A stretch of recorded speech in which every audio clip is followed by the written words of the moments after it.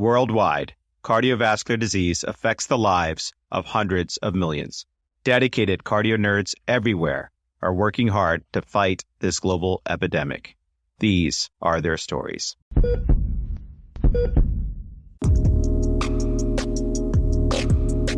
Welcome back, CardioNerds. Thanks so much for joining us for this powerful narrative session where we get to hear about the future advancements in the field of structural interventional cardiology from the unique vantage point of Dr. Samir Kapadia. Be sure to stick around for an important message from Dr. Kanny Grewal, the governor of the Ohio ACC State Chapter. We would like to thank Drs. Katie Berlacher and Noshin Riza for their mentorship in this Narratives project, as well as Dr. Pamela Douglas for inspiring us to create the Narrative series in the first place.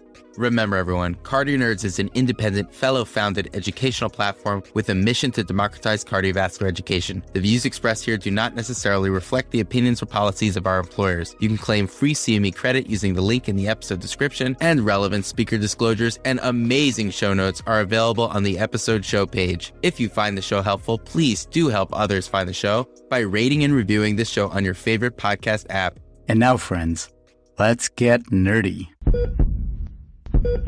Hey, CardioNerds, welcome back for a very special discussion today as part of the Pennsylvania ACC CardioNerds Narratives in Cardiology series designed to promote diversity and inclusion in cardiology because our differences make us stronger. As you know, for the series, we invite inspiring experts to tell us about their professional areas of passion and their personal journeys. And we have a truly remarkable individual to learn from today. But first, let's set the stage. Here on Air Force CardioNerds, we are homebound to Cleveland to enjoy this beautiful Midwest fall with my co-hosts. And speaking of which, Dan, as we approach the runway at the Cleveland-Burke Lakefront Airport, what's the weather like tonight?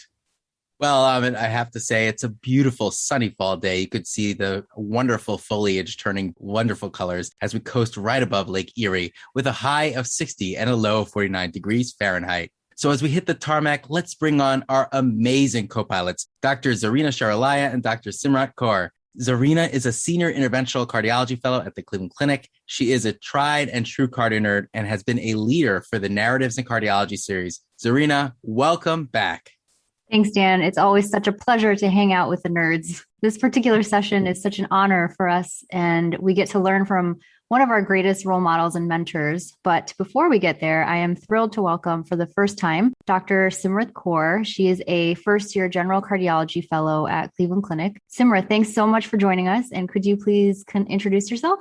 Sure. Hi, CardioNerds. My name is Simrat, originally from Punjab, India, where I spent most of my life before moving to US. I completed my internal medicine training at Cleveland Clinic, and now I'm a newly minted general cardiology fellow at CCF, still navigating my way through several realms of cardiology. Lastly, a very special welcome to Dr. Samir Kapadia, who is the chief of Robert and Suzanne Tomsich Department of Cardiovascular Medicine, Sydell and Arnold Miller Family Heart, Vascular, and Thoracic Institute at Cleveland Clinic. He's among the pioneers of structural interventional cardiology, with special interest in aortic, mitral, and tricuspid valve interventions. Dr. Kapadia, welcome to CardioNerds. Oh, thank you very much. First of all, I'm so proud and honored to be part of this CardioNerd presentation. And I'm so happy to see Amit and Dan doing this incredible work, and particularly both of you joining in this incredible meeting. Thank you for inviting me, and I'm very excited, and I'm looking forward to talking to you about this incredible question that you're going to ask me one by one. Let's get started. So, Dr. Kapadia, after completing your training with honors from NHL Municipal Medical College in Gujarat, India, you started your journey in the United States as an international medical graduate. You completed your residency in Baylor School of Medicine, where you were awarded Outstanding Resident and eventually pursued training in both general and interventional cardiology at the Cleveland Clinic. Being an international medical graduate myself, I had to face several challenges, which included earning a residency and fellowship training position in the United States, which were quite different from my American colleagues who had graduated from the US. How did you traverse the path as an international graduate with limited opportunities to the chairman of Cleveland Clinic Cardiology? So first and foremost, I would not say that I had limited opportunities. I think the very important thing for all international medical graduates, and for everybody for that matter, it is important to recognize that the opportunities are what you perceive, not what others perceive, right? So when you come to United States, I felt that, my God, there's so many opportunities. And to be honest with you, nobody in the United States discriminates people. This is one of the only countries, one of the only places where you can be from anywhere and you can enjoy and be proud of a person from a different culture, different place, different perspective. And this was the main thing that, whenever I went to any institution, any place, I was proud of being what I am, and I could enjoy the different opportunities that people could provide me. So during the entire journey, I never felt that I was anywhere handicapped or anything like that, even close to that. Second thing is that whenever I came to any institution, when I were to select that what I want to do, the most important thing to me was who are the people that I'm going to work with. So if I connected with people, if I liked them, this was the most important thing for me. So when I interviewed for, say, medicine residency, I came from India and I didn't want to go to the cold places. So I interviewed only in Texas, and that's about it. And Atlanta, to be honest. So 3-4 places I interviewed. And I loved Dr. Hamill. One of the, Ed Lynch was my program director. He was an ID specialist, but like a fatherly figure. When I met him, I really, really enjoyed it. So I told him that, if I had an opportunity to work with him, I would do it. And that was it. So he said, okay. And I joined Baylor. And the same thing happened to me with Dr. Doug Mann. Doug Mann was young. He just moved from Mass General to VA Hospital in Houston. And he had a lab and he was doing some research. And it was not so important that what research he was doing. So I met him and I liked him. So I said, I want to spend time with you. And so this was another, a great opportunity for me, because to know him, but at the same time, it was the person. I, to be honest, did not care what exactly he was doing. And he was doing some cytoskeleton research, to be honest. And while reading, we wanted to do TNF-alpha research. So we did TNF-alpha research. And then same way, I met with Dr. Eric Topol. And Dr. Topol, it was really funny because I came to Cleveland. I interviewed with him. He said, Samir, what do you want to do? I said, I love everything. I like echo, cath lab, to be honest. And I said, maybe I'll do echo, because this is what is non-invasive and can have a lot of different people affected. I can find it out. He said, sure. He liked me. He says, okay, I will rank, this was the time when there were no emails or no letters or anything. So I called him. I said, Dr. Topol, I'm very interested in after I finish my interviews. So he said, okay, I'll take you. I said, would you mind writing a letter? So he says, why, you don't trust me or something? I said, no, I trust you. I will rank you high. And that's about it. And then I joined Cleveland Clinic and I wanted to do echo. I worked with him. He called me one day and said that, Samir, I'm writing a book. Can you write a book chapter? I said, I'm no expert in cardiology. What book chapter you want me to write? He said, why don't you write about cardiac trauma? I said, my God, cardiac trauma. I have never even seen cardiac trauma. How am I going to write cardiac trauma? He said, no, come on, you can write it. I'll help you. So I went to see Dr. Lytle and said that Dr. Lytle, he's a cardiac surgeon, Cleveland. I said, Dr. Lytle, can you help me to understand a little bit of cardiac trauma? He says, the only trauma that I saw is the one that the cardiologists inflict. This is Cleveland Clinic and we don't have trauma from the emergency room. I said, my God, this is a problem. So I go back to Dr. Topol. I said, Dr. Topol, this is what I got from Dr. Lytle. He said, why did you go to see Dr. Lytle? I said, I don't know. He said, write it. You read and write. So we wrote, and the reason why he wanted me to write is because some surgeon wrote the book chapter. He didn't like it. So the deadline was 1 week. So we wrote the book chapter, and he was the author also. So we finished the book chapter. Ever since everybody thinks I'm the expert of cardiac trauma. So when I went to Seattle, they always called me for all cardiac trauma because I wrote the book chapter. Then first year passed and I applied for, I wanted to do echo. So I was the only guy who didn't apply for interventional cardiology. There were 12 of us and 10 applied for intervention. So Dr. Topol called me. He said, Samir, what's wrong? Why didn't you apply for the interventional spot? And there were only 2 spots. So I said, Dr. Topol, I want to do the echo. He said, no, keep that as a hobby. And just, you do the cath lab, you will have fun with me. We will have a great time. Let's join. So I said, but there are 2 spots. All these people want to do it. I know they're my friends. I don't like that, that because I told everybody that I was going to do echo. He said, no, come on. There are 2 spots. You just take one. There is another one. So we will find the other one. And Dr. Ellis was the program director. And he forgot to tell Dr. Ellis. So Dr. Ellis interviews you, for the interventional cardiology. He said, how come you don't have any references? Because I just put application. He said, where else did you apply? I said, I really didn't apply anywhere else. So he said, this is not a good idea. If you want to do intervention, and what if you don't get it? I said, yeah, that's a problem. So I went to Dr. Topol after the interview. I said, Dr. Topol, Dr. Ellis doesn't even know that I didn't apply anywhere else. He said, no, I'll take care of it. So that was it. I joined Cleveland Clinic, and he's, again, the mentor. So when somebody asks me that what are the reasons for success, is to find the right people, right mentor, right person that trusts you, that looks out for you, that takes care of you, right? Because he has no other interest. He just connects with me. Dr. Tuju, same way, connected with me. I had clinic with him. We are still, till today, I talk to him all the time. And then he says, stay at Cleveland Clinic. Dr. Topol did. And I said that my wife wants to do ophthalmology and she wants to go to Seattle. So he said, yeah, and go to Seattle, but come back in 3 years after she finishes her residency.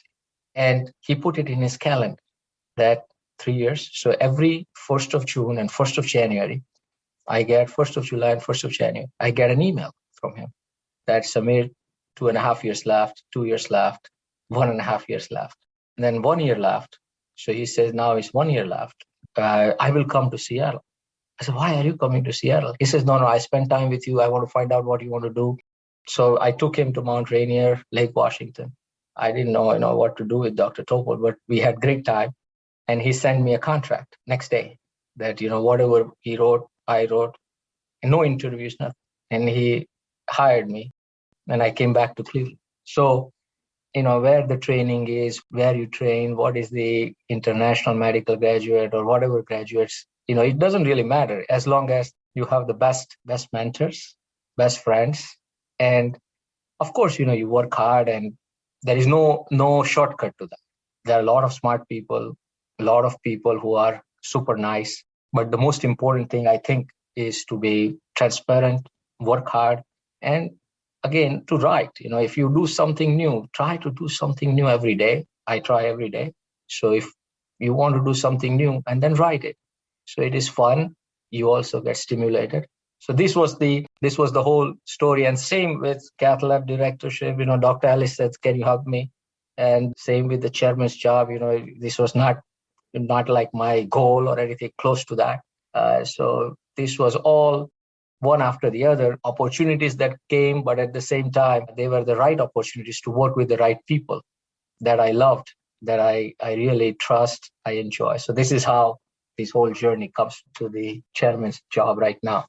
Wow, your journey is so inspirational, Dr. Kapadia. It's clearly marked by important pivots defined by key mentors. What I heard about you on my interview trail last year captures it really well. Dr. Doug Mann, the ex-chief of Vascular Cardiology, who was also your mentor, mentioned, and I quote, "Pay my regards to my mentee Samir. He has touched more lives and careers than I ever will." Oh, thank you so much. And he's very dear to me. He used to invite me for all the Thanksgiving and Christmas at his home because, I was alone in Houston, because he knows that I was working. One time I faxed him something that, I found some great things in the lab on a Thanksgiving day. So he said, what are you doing on Thanksgiving? Why are you working? So then he started inviting me to his house for Thanksgiving to spend with his kids. So he was a great mentor, and he still is. That's so amazing. Thanks for sharing that, Simrat. And Dr. Kapadia, it's amazing to hear the story about your journey to intervention and how you almost ended up as a cardiac imager, which is crazy to think about you not being the innovator that you are in the cath lab. And also how important it is for everyone to have a mentor, not only to give you advice, but those who recognize your strengths and sort of guide you to the best path accordingly. I think that was an amazing story. So Your work in outcomes research has been very meaningful and has changed the direction of cardiology, including some of the partner trials with your work on TAVR in high, intermediate, and low risk surgical groups. You've been an integral part of many of the mitral valve interventions, including MitraClip as part of the COAP trial, which has made its way into guidelines, finally approving it as a treatment strategy for functional mitral regurgitation. Structural cardiology is at a very interesting crossroad with several upcoming device technologies for mitral, tricuspid, interatrial closure, and ventricular restoration procedures. And while we wait and watch for these interventions, we would love to hear your thoughts about future directions for structural interventions, and overall, where do you see the field of structural intervention in the next few years? Thank you, Zarina. So the structural intervention is growing. If you asked me during my fellowship that I was interested in valves, then we did mitral valvuloplasty. That was the largest volume, and that was 40 cases in Cleveland Clinic per year. So we did 40 mitral valvuloplasties in the whole year in Cleveland Clinic, and that was higher. Some years were 20 to 30. And aortic valvuloplasty, we did from 1990 to 2005, 115 aortic valvuloplasty in Cleveland Clinic. Now we do every year more than 150 valvuloplasties. So structural intervention has changed considerably. There is more than $4 billion investment in all different valve technologies in last 2 years or so. So there is tremendous amount of industry support to make the devices go to the next level. So a lot of investment and a lot of people, a lot of smart people involved in different kinds of technologies. That also makes it possible to do these procedures in a scientifically rigorous way and at the same time report all different learnings that we do. So where do we stand? So if you are a young person, I think the valvular heart disease, so all mitral stenosis, mitral regurgitation, aortic valve, because all these aortic valves that we placed, we did 2,000 in last 3 years at Cleveland Clinic, aortic valve replacement. So all of these people are going to come back. They are going to come back with some kind of aortic valve restenosis. We have to treat them. We will have, we are already doing MitraClips, but we have so many mitral valve replacement technologies that are coming. The main problem with the replacement technology is that they are not super safe. But now, with a lot of investment, a lot of effort, they have become safe. They are predictable. So this is another huge step forward in mitral valve replacement. Tricuspid valve, again, replacement is going to be one of the ways to treat tricuspid valve, and that is also becoming a reality. We did the first tricuspid valve replacement in Cleveland Clinic with Navigate valve almost 5 years ago. And at that time, this was considered impossible. And the reason how we came to that was Dr. Navia and we were doing some big experiments in China and doing mitral valve replacement with Navigate valve, not tricuspid, mitral. But just as we finished all these experiments, we said, okay, why don't we try it in the tricuspid, see if it works? And we tried in the pig, in the tricuspid, and the Navigate valve worked beautiful. And then we kept the pig alive, and then the chronic pig looked good. So that's how all the process started. And then we did the first in man, and we went to FDA and said that we want to do it in the United States, and we could do it. So the field is evolving very, very fast. Inferior vena cava valves are becoming possible. Of course, the appendage closure, appendage-related things. There are several new heart failure technologies. So interventional heart failure is a brand new subspecialty that is going to take off because the Encora device, even the Carillon device that we used initially for mitral regurgitation, now we are using in the Empower trial for mild mitral regurgitation. So mild, moderate, and severe, all mitral regurgitation, we are going to use a Carillon device in the coronary sinus. So the expansion of technologies is one part. The second is the indications. So we are going to move to moderate aortic stenosis. We are going to move to early TAVR.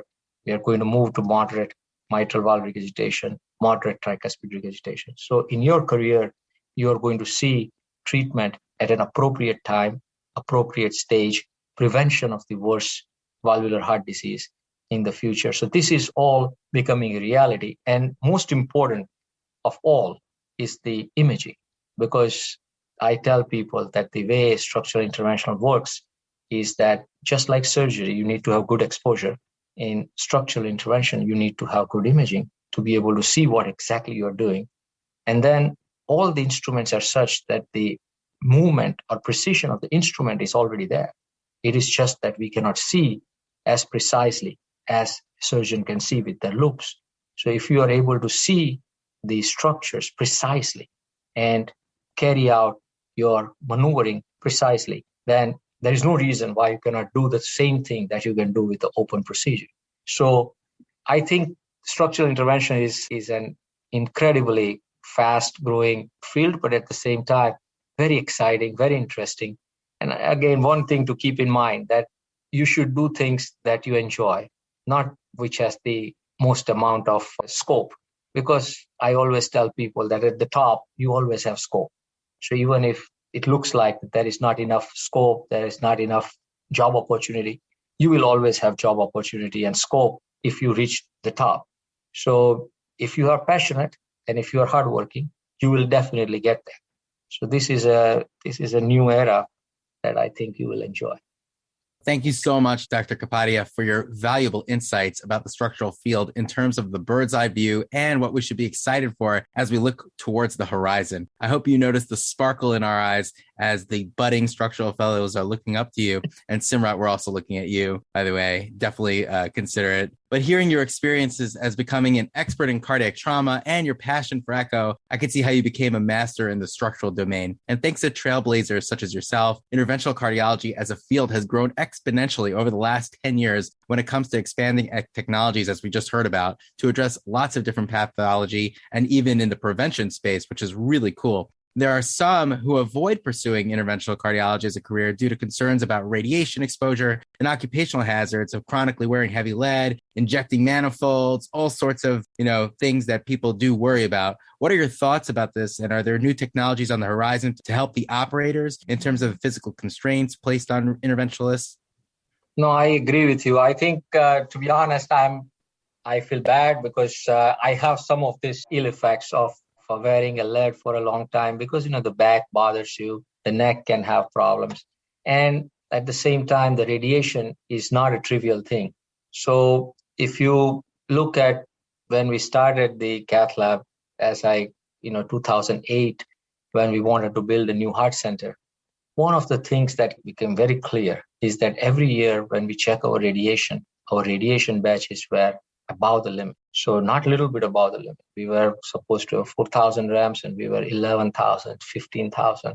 So they were saying that, you have to stop doing the procedures, which we were not going to stop. But then we have to sign papers to say that this is too much radiation. We understand and we accept the risks.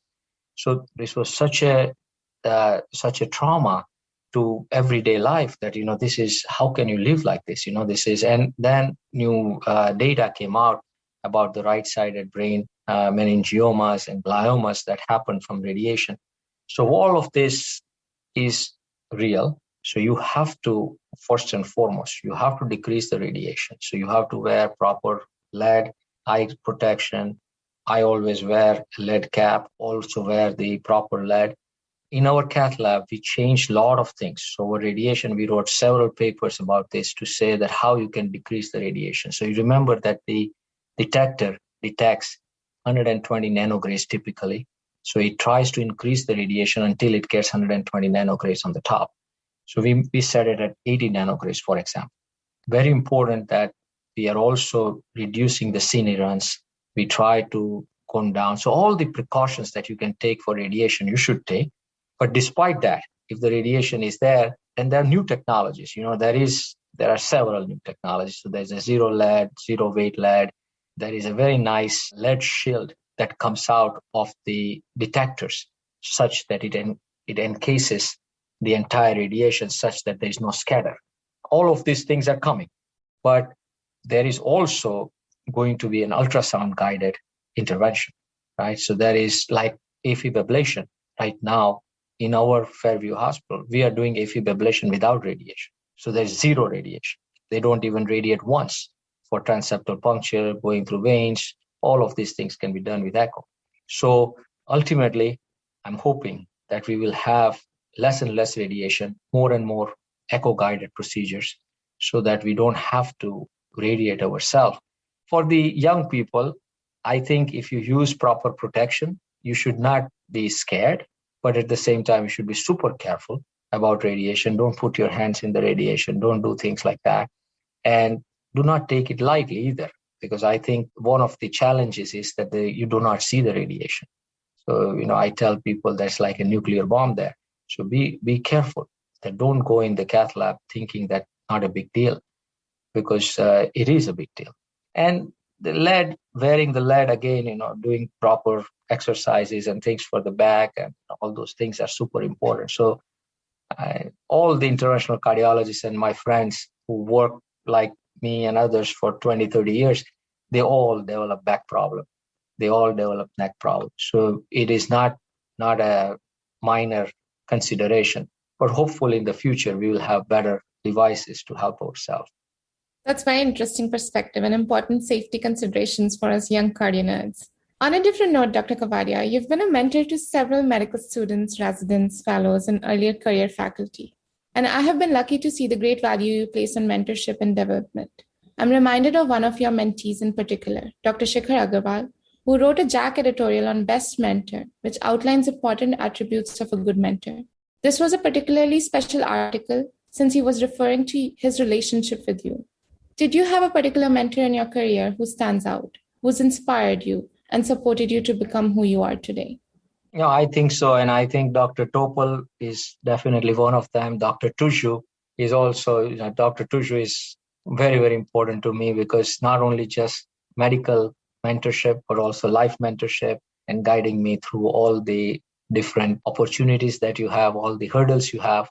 And then also, everybody, to be honest with you, Dr. Nissen, Dr. Alice, for example, all of them have contributed tremendously to the different areas of mentorship. Of course, you cannot forget, your parents and your friends, because the colleagues that you work with are equally important, right? All the fellows that were interventional fellows with me, that's why I wrote the textbook. I wrote the textbook because all the fellows that were in our room, I called them. So one went to Argentina. He's the director of cath lab there. One went to Canada in Montreal Heart, director of cath lab there. Marco Roffi went to Switzerland and director of cath lab there. And Derek Chu went to Australia. So I said, let us make a global textbook of cardiology where we will all be editors and we can write a textbook. This is just purely for fun. And actually, I called Dr. Topal to say that, I want to write a textbook. Of course, he writes the textbook that everybody reads. So I said that, Dr. Topal, he said, yeah, you should write it. I said, it's not to compete or anything. It's just for fun, like how you're doing CardioNerd with all your friends. So the idea was that all these different editors would be a great fun. So we wrote a textbook. And so I called it a global textbook of cardiology, because they were all in different continents. And so learning from the colleagues is not trivial.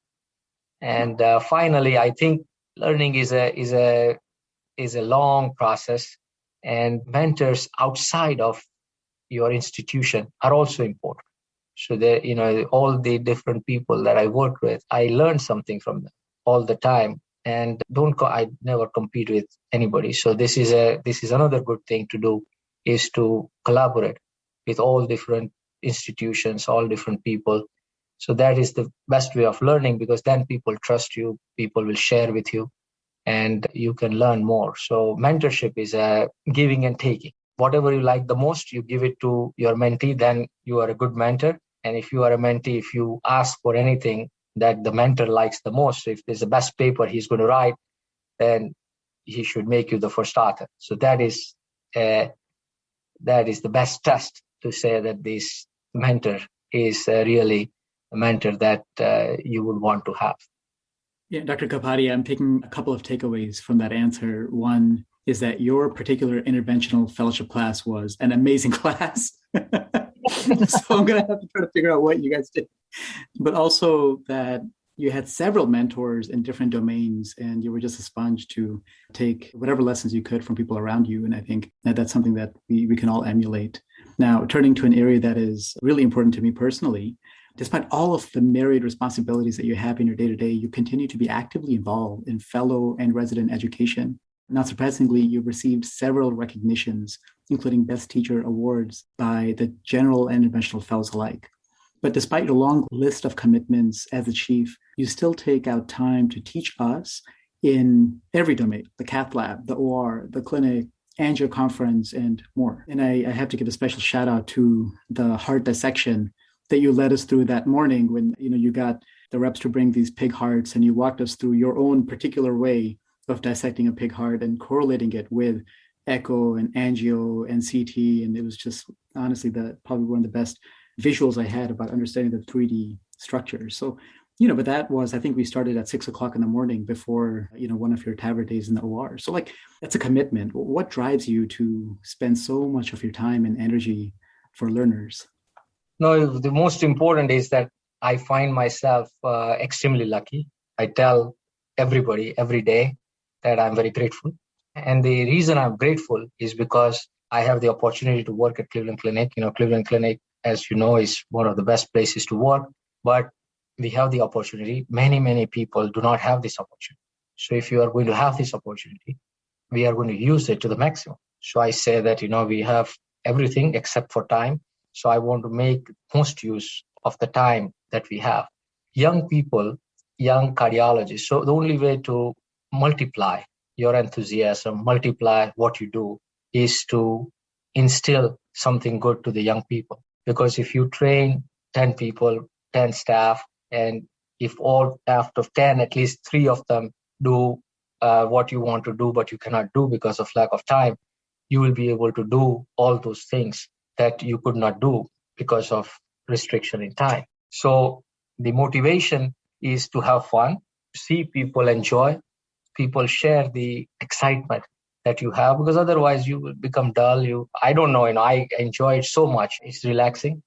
And more than anything else, it is also, fulfilling, because when you go out, when you go to the conferences, there's so many fellows come to you and say that they did this, that, something new. And that to me is not that what we taught them, but what they did beyond we taught them is the most fun part to me. So I think the excitement of doing something new, learning from young people, learning their ways of doing things, like learning from you that how to disseminate knowledge, how to do all these CardioNerd activities that you do.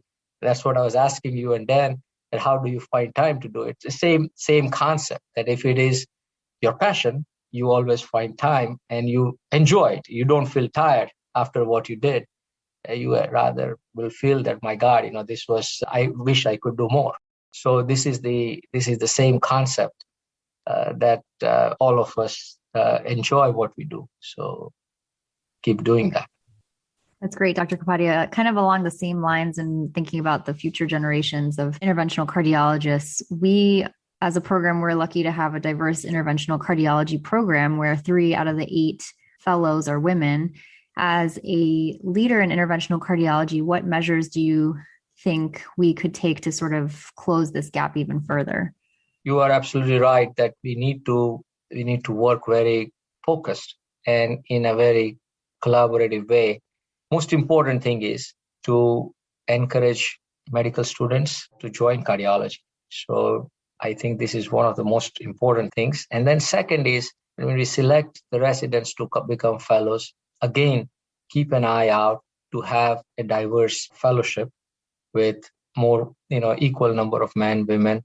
And then finally, lot of myths about what can be done by men and women. So this has to be overcome. As you said that, some people are worried about the radiation, some people worried about the lifestyle, some people are worried. But all of those things can be adjusted to what you want to do depending on your passion. So it is not necessary that everybody has to do the same thing. Everybody has to work 18 hours in the cath lab a day to become, feel good about themselves. You can do focused interventions that you love, you enjoy, you help people, and at the same time, you can enjoy life. You can have a very good family life also. So this is all possible if we plan in a way that we plan our life in an organized manner. Then this is possible. So what we are trying to do at least at Cleveland Clinic is to learn from each other, set up some examples that how we can have diversity in our program, and we do not compromise the health, happiness, and productivity of our department. And we have, to be honest with you, we have increased our productivity by increasing diversity. We attract more talent to join us when we have opportunities that are available for all different people. So diversity is our focus, and this is the way we can potentially do even better. So, Dr. Kapadia, as we said earlier, your perspective on future directions in the field has really energized Smith, Zarina, Simrat, and myself. And your passion for medical education is something that resonates with us profoundly at CardioNerds.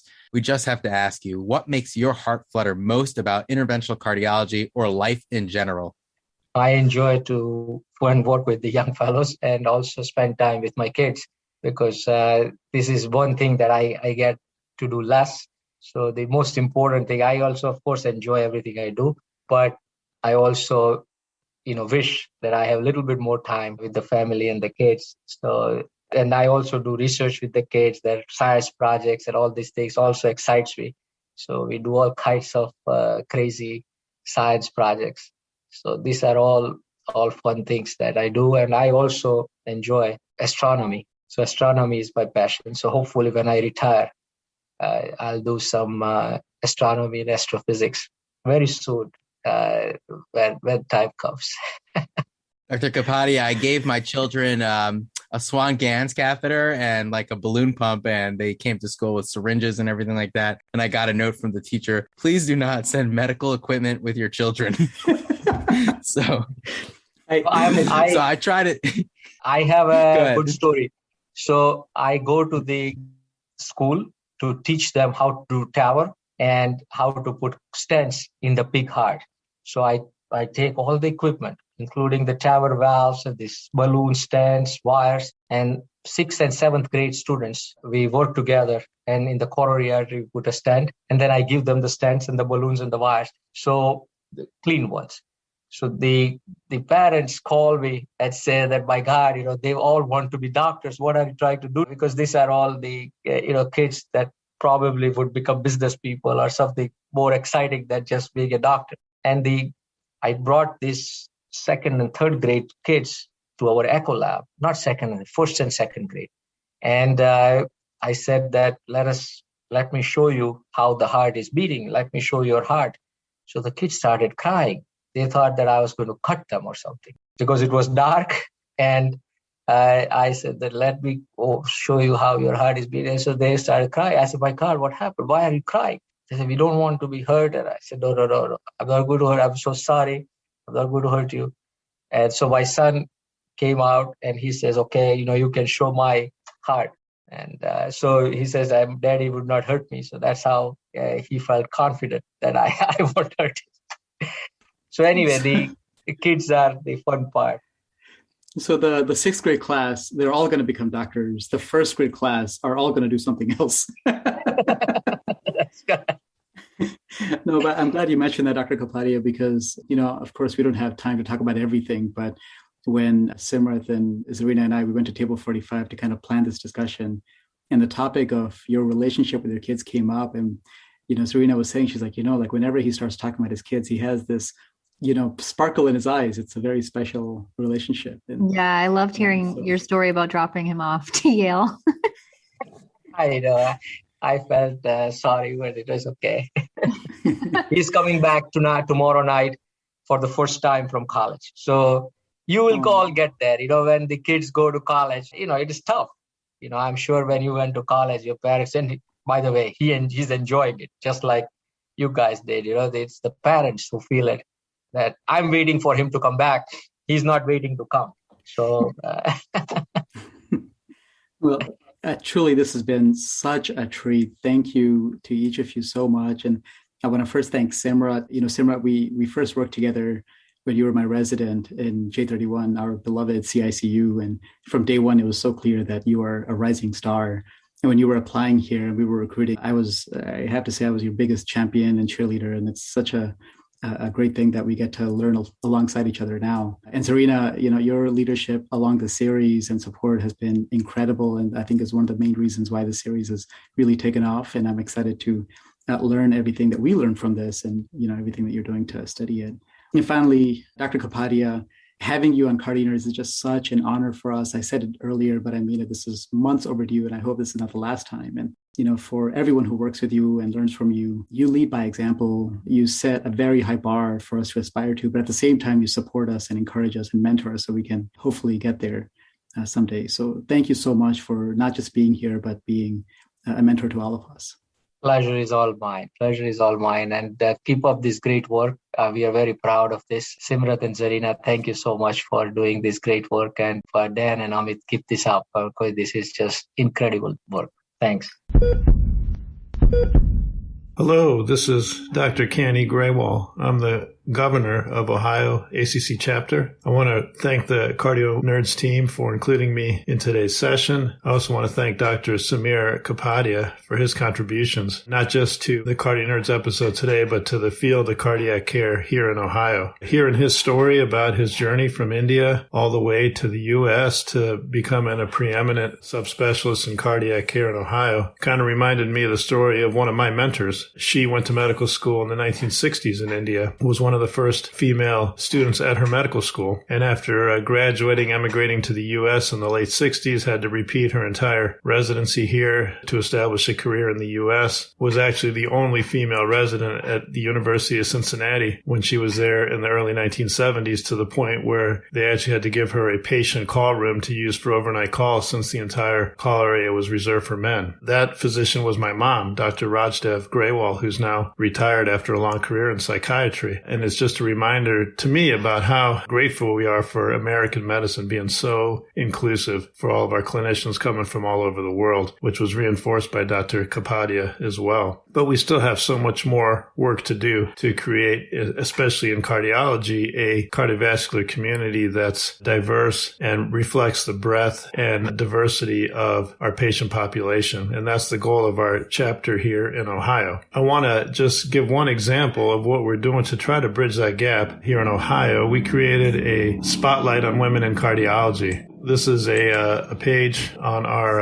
Ohio ACC website. It includes biographies of female cardiologists throughout our state from every corner. Fellows, attendings, researchers, clinicians, even advanced practitioners. We're just trying to create some role models and mentors for medical students and residents here to try to promote more gender diversity in our cardiac workforce. And we include biographies and even social media handles for these clinicians, and we're growing this all the time. You're welcome to check it out at ohioacc.org. In the meantime, there's so much more work to do. We're working on other programs and initiatives to meet these goals. I'd like to encourage anyone here in Ohio to come to ohioacc.org. You can interact with our chapter leadership. You can learn more about some of these programs as well. And so once again, thank you for this Narratives in Cardiology series. It's really doing a tremendous job. And thanks for focusing on Ohio today. And good luck in your future episodes as well. Thank you.